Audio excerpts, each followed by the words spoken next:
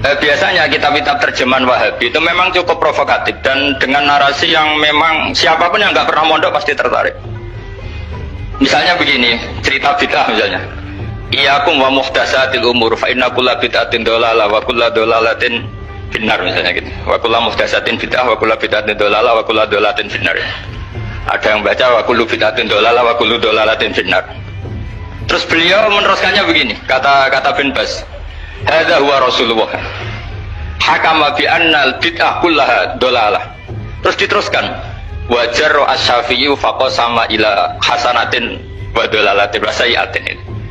Jadi dengan narasi seperti itu tuh orang itu tahu bahwa Syafi'i itu kurang ajar tenan kira-kira gitu. Jadi dia ini Rasulullah yang mengatakan semua bid'ah ini dhalalah, tapi Syafi'i lancang dengan membagi ada dhalalah, ada sayyi'ah, ada hasanah, ada sayyi'ah. Ini aneh katanya. Wong Rasulullah yang nabi saja bilang satu semuanya dhalalah kok dia bilang dua. Diredaksikan Jaro'ah, kira-kira makna sedannya yang lama atau berani. Sehingga orang mesti tanya, kenapa sih tidak ikut Rasulullah saja?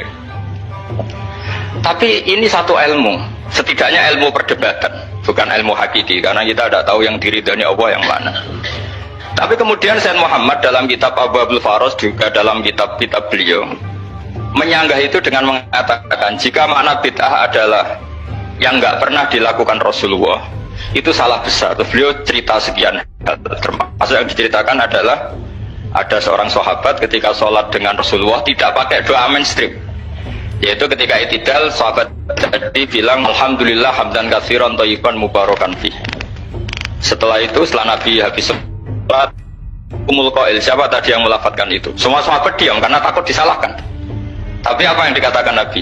Tidak, saya tidak akan menyalahkan. Saya tadi melihat isna asra malakan, saya tadi melihat 12 malaikat yabtadiruna ayyuhum yaktubu awwalu kata. Semuanya itu bergegas siapa yang nulis awal. Terus kata sahabat tadi, ha anada ya Rasulullah. Padahal ini satu kalimat yang bahkan Rasulullah tidak mengajarkan dan Rasulullah bahkan iskal kenapa ada kalimat itu. Tapi toh dibenarkan oleh Allah dan Rasul.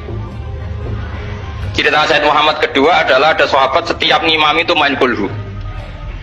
Wah ngimami apa saja main kulhu. Singkat cerita makmumnya itu gerutu. Ini orang kok main kulhu terus ini. Setelah dilaporkan ke Rasulullah, ditanya sama Rasulullah, kenapa kamu main kulhu ini? Dilaporkan ke saya. Kata si musolli tadi, imam tadi, di annaha sifatur rahman. Dalam surat itu semua sifatnya Allah. Maka fa'ana uhibbuha. Saya senang itu. Apa kata Rasulullah? Saya disuruh bilang Allah ke kamu bahwa Allah mencintai kamu karena kamu mencintai kulhu. Terus keterusan sampai sekarang itu orang-orang NU baca kulhu terus itu. Karena sekali baca idza samsu kuwirat mesti kepunting gitu. Tapi artinya itu dibenarkan Rasulullah min ghairi sabqi ta'limin minhu, tanpa ada pelajaran dari beliau. Runtuhlah teori bid'ah bahwa bid'ah adalah semua yang nggak pernah dilakukan Nabi, diajarkan Nabi. Nyatanya beberapa kali Nabi membenarkan sesuatu yang belum pernah diajarkan oleh beliau. Masalahnya adalah tidak semua orang baca kitabnya Sayyid Muhammad atau baca tidak paham. Nah, sementara kitab Hadhihi Mafahimuna itu diterbitkan secara masif oleh pemerintahan Arab Saudi. Dan ada terjemahnya lagi, sehingga yang nggak bisa Arabnya bisa terjemahnya.